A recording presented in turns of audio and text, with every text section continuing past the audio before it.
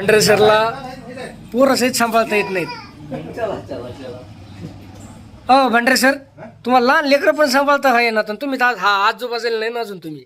नाही हा काही टाकू नको आता, शांत बस. आजूबाजूला नाही ना तुम्ही. हे बघा आता नाश्ता करायला आलो सर्वजण. भंडरेश्वर कशाला आले इकडं? काहीच बोलत नाही. सर पाणी बॉटल घेऊन आले. हो तुमच्या पैसे आणले फुकट आणली पाणी बॉटल. हे बघा आता म्हणजे यांचा मुलगा म्हणजे पुतण्या म्हणजे मुलगा म्हणजे पुतण्या हे कोणत्या मराठीत आहे तुमचं? अहो तुमच्या